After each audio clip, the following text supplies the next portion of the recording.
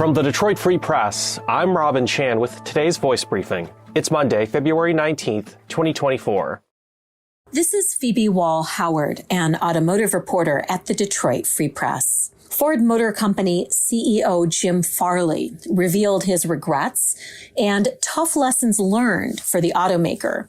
Farley has been CEO for 3 years, and in detail, while speaking to the Wolf Research Conference, he said that he didn't take as seriously the importance of the warranty costs and quality issues from the beginning, having no idea how impactful it was on the Ford bottom line.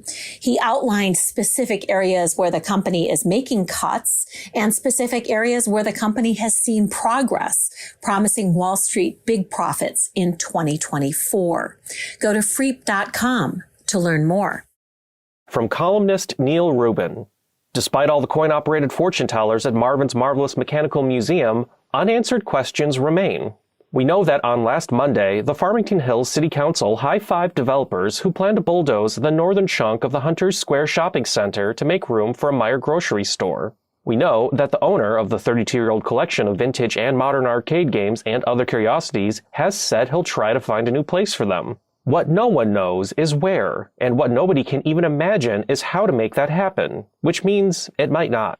General Manager Andrew Rosenfeld told the Detroit Free Press, quote, "I don't know what the odds are, but it's possible," end quote, that the plug will be pulled on the business. He and owner Jeremy Yagoda and the children of all ages who have been packing the place since the possibility of closing arose in November would much prefer to keep the lights flashing.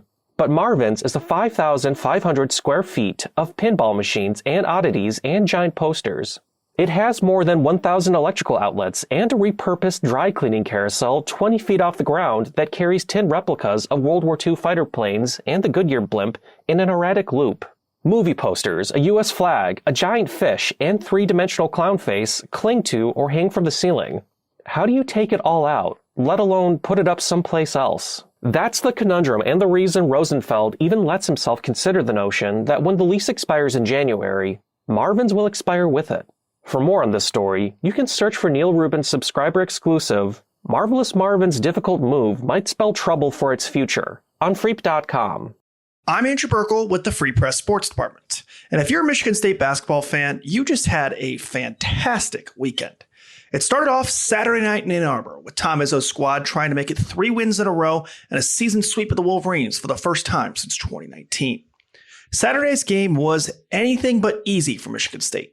Juwan Howard and the Wolverines showed a lot of toughness and hit some genuinely tough shots that kept Michigan in the game, even after they went down by as many as 9 points in the first half. The Spartans were playing some great defense all night long, which resulted in 15 steals and 22 turnovers for the Wolverines. And ultimately, Michigan State squeezed the life out of the Michigan offense, holding the Wolverines scoreless over the final 7 minutes. The Spartans shot the ball terribly from the outside, hitting just 2 of their 14 three-point attempts. But they did dominate the paint, scoring 40 points compared to just 24 from the Wolverines, as the Spartans ended up holding on for a 10-point win, 73-63. Beating your rival is always sweet, but things got even better for the Spartan faithful on Sunday afternoon, when the Michigan State women's team also went into Ann Arbor and survived a 70-66 nail-biter for the season sweep of the Wolverines as well. 4 different Spartans scored in double figures on Sunday, with 6-year senior Tori Osment leading the way for MSU with 16 points. The win at the Chrysler Center was the first one for the MSU women's team since 2019, which is also the last time the men's team won in Ann Arbor. Speaking of Tom Izzo's crew, with the win over the Wolverines, Michigan State is now up to a tie for 3rd in the Big Ten after a horrendous 1-3 start in conference play. Let's finish with a big picture stat courtesy of our deputy sports editor, Ryan Ford. This is for the fans who like some historical context. This is the 5th time in the past 20 seasons that the MSU men's team has swept the season series with the Wolverines. The previous 4 times, the Spartans ended up making a run to the Final Four. Needless to say, that's a trend that Spartan Nation hopes will continue this upcoming March. Find more from the Detroit Free Press on Freep.com. That's FREEP.com.